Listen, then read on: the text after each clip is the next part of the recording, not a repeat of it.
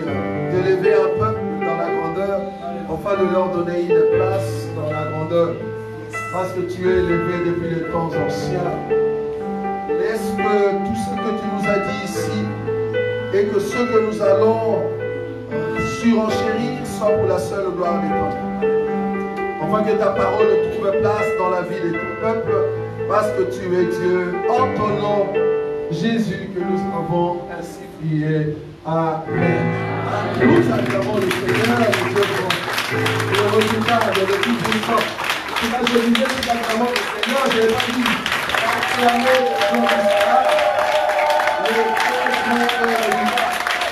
Nous pouvons nous asseoir, la fête continue, nous mangeons, nous continuons dans la parole, et après nous allons donner aussi la place pour manger ce qui est de la chair. Comme vous avez remarqué, mon prédécesseur a parlé sur un thème très important. Dieu qui nous a choisis, nous qui autrefois nous étions chers, mais cependant son esprit est venu en nous et qui nous a donné une place remarquable dans sa présence. Désormais, je ne fais plus partie de ma famille. Pourquoi? Parce que je possède maintenant Jésus. Ce n'est plus moi qui vis, mais c'est Christ qui vit dans moi. Or, toute personne qui a Christ, vouloir ou pas, ce n'est plus le sang de ta famille.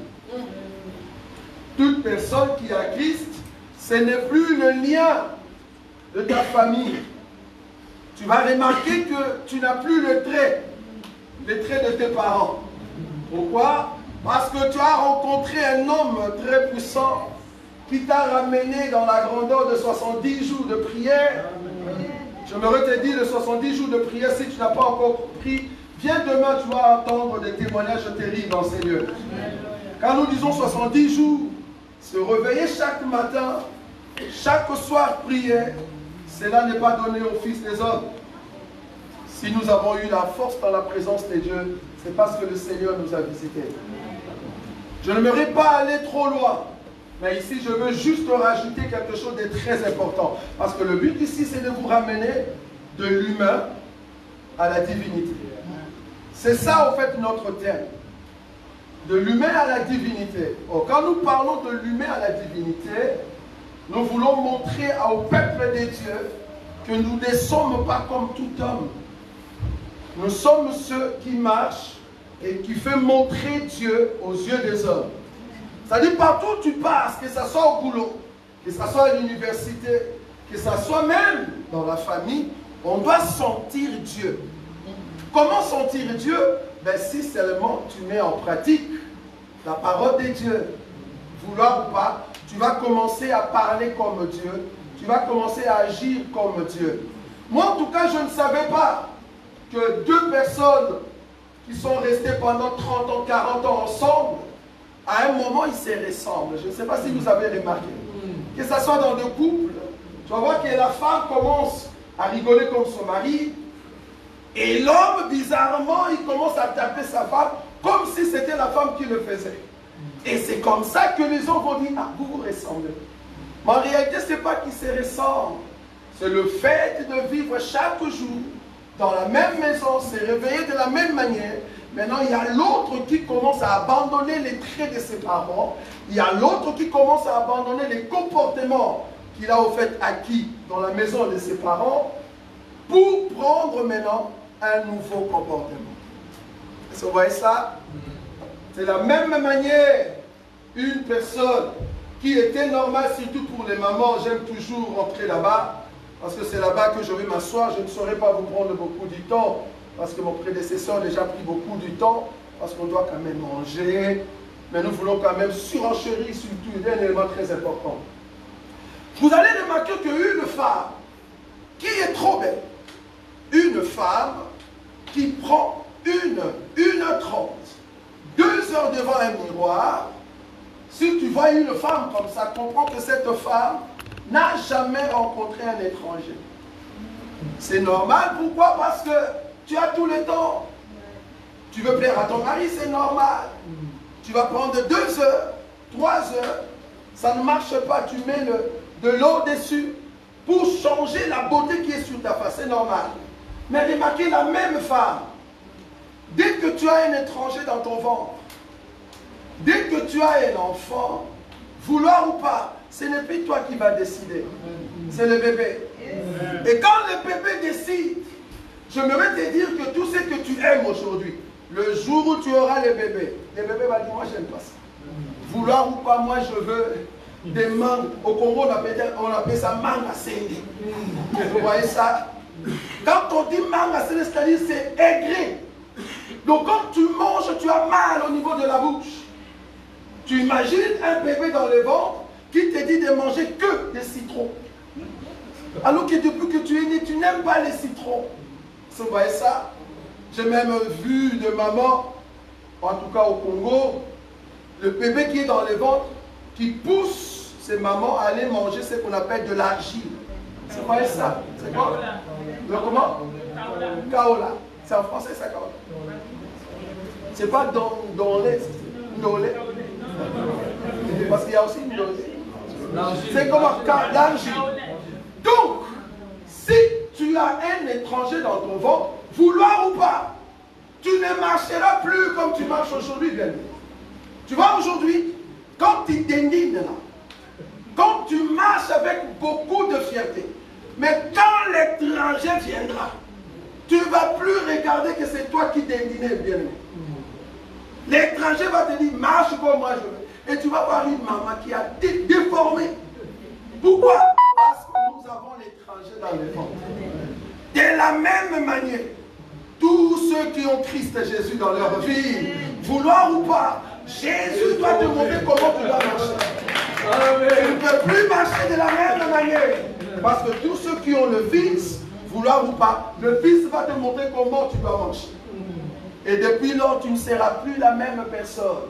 Tous ceux qui vont te voir, ils vont dire, ah, elle est enceinte. Pourquoi on dit ça? Mais parce que tes habitudes ont changé. Toi qui étais une femme normale, quand quelqu'un crache, tu dis, ah, pourquoi il fait de saleté comme ça? Mais tu vois que cracher quand tu as un étranger, ça devient normal. Tu vois?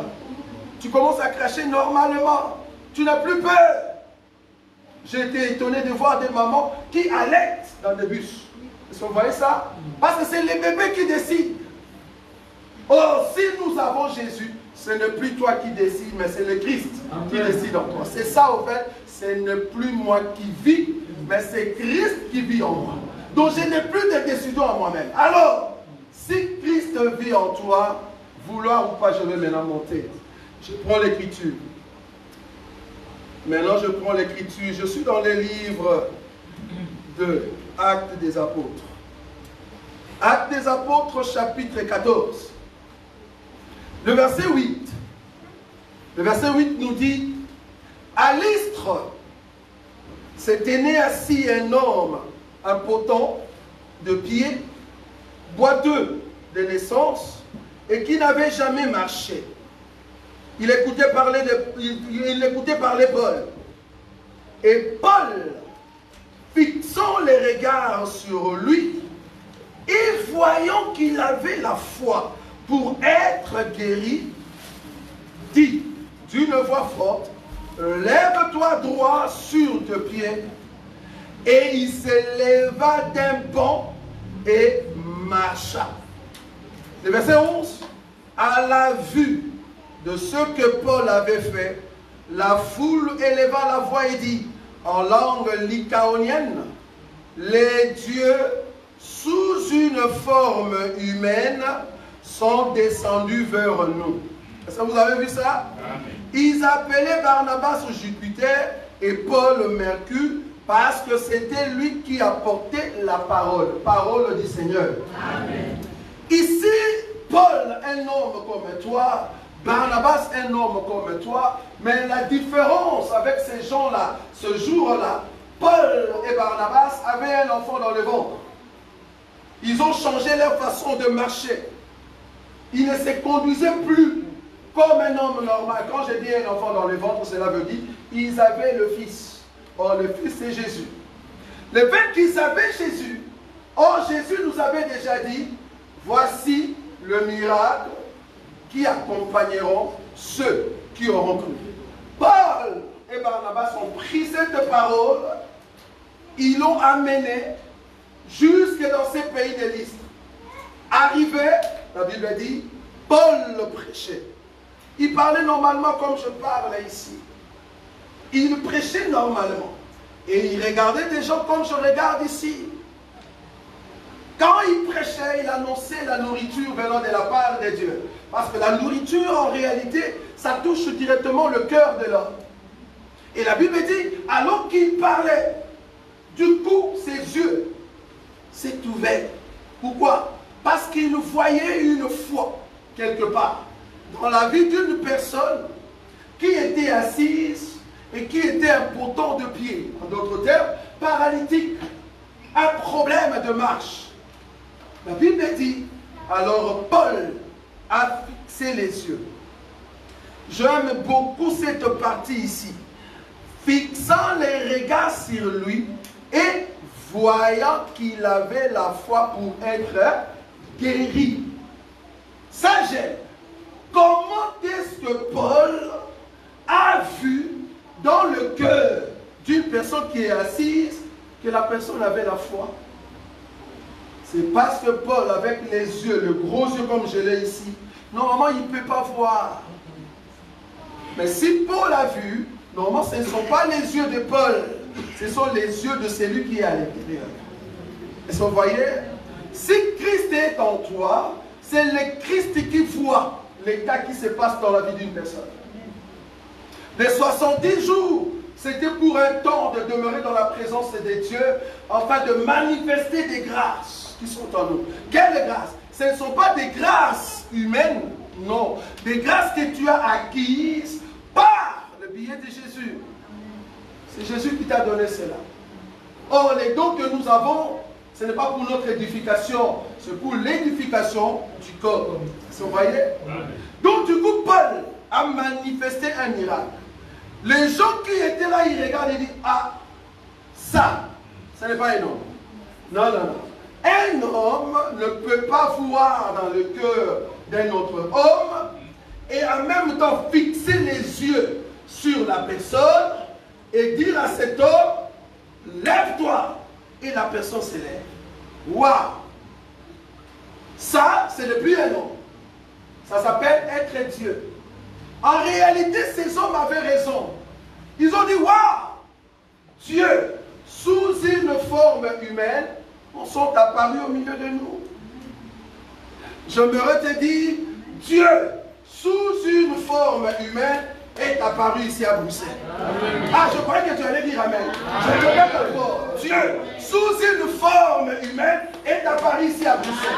Le fait de quitter vos maisons, de venir ici, c'est parce que vous êtes des dieux. Pourquoi? Parce que ce que vous allez faire tout à l'heure, ça ne vient pas des hommes.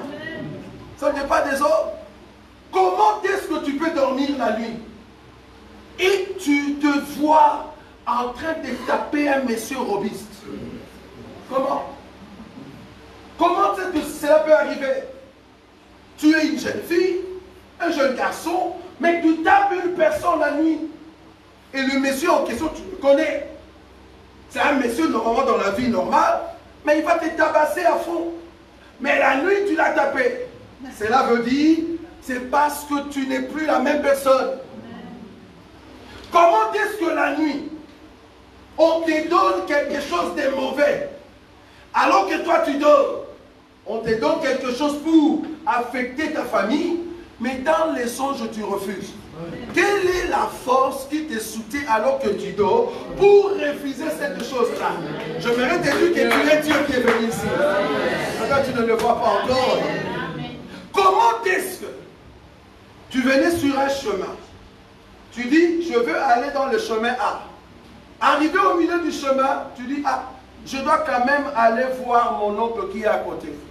Le temps que tu vas chez l'oncle, avant d'arriver, on te dit que le feu ou une bombe est tombée dans la ville là où tu voulais aller. Comment tu l'as su?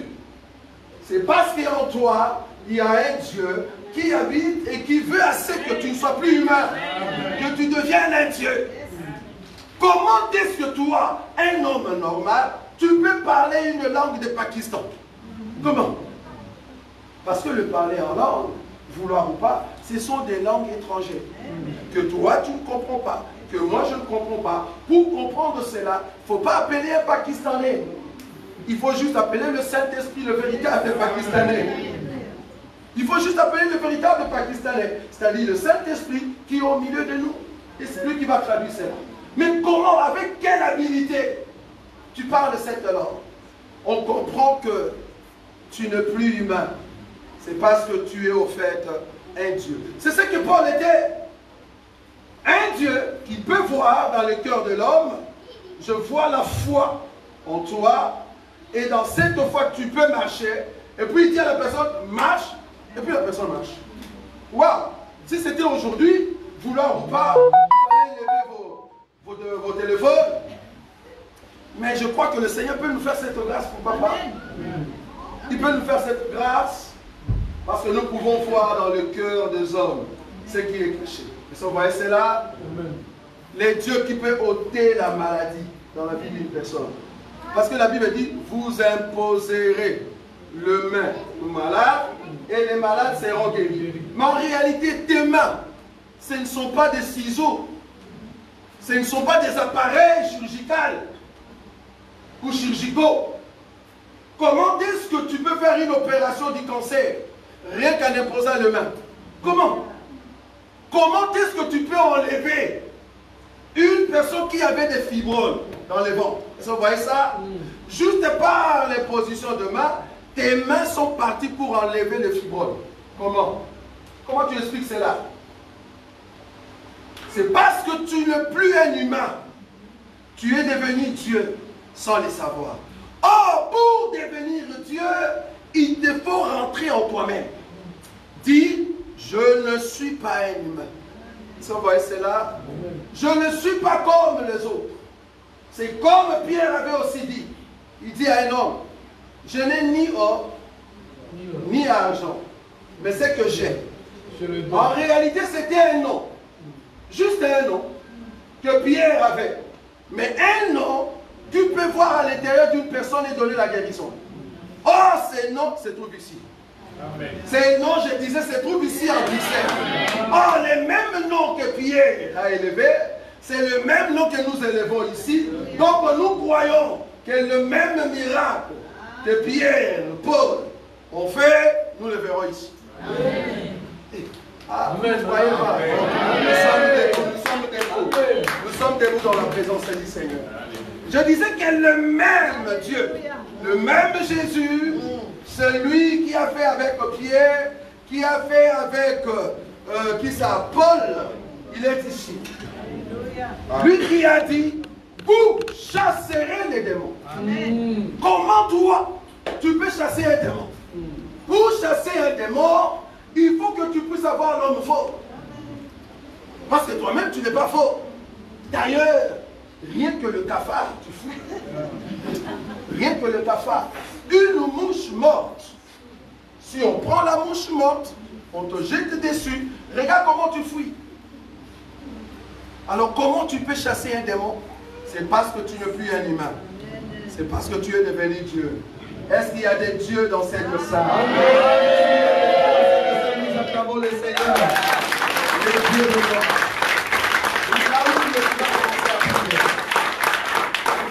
Le roi des rois, Dieu tout-puissant, comment que considère tout l'univers créé par ton pouvoir, les cieux d'azur, les éclairs des tonnerres, l'éclair matin ou les ombres du soir.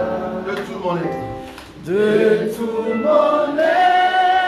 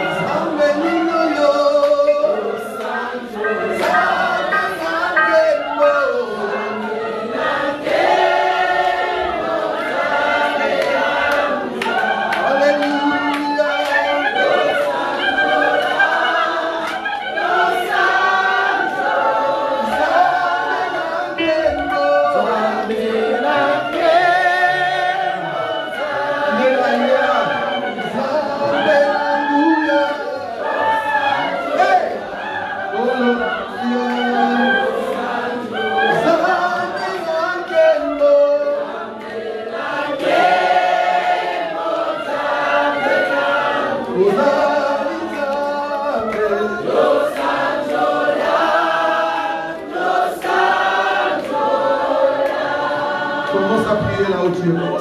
Commence à prier. Commence à prier.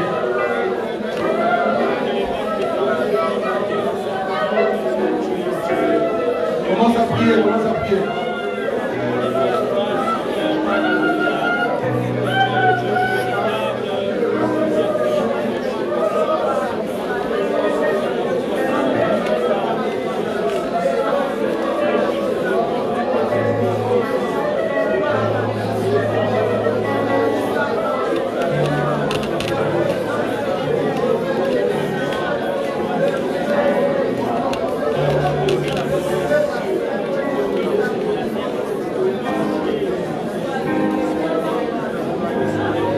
Commence à prier. Commence à prier. Tu es Dieu, tu es Dieu. Dieu a dit que tu es Dieu. Commence à élever la voix là où tu es. Élève la voix.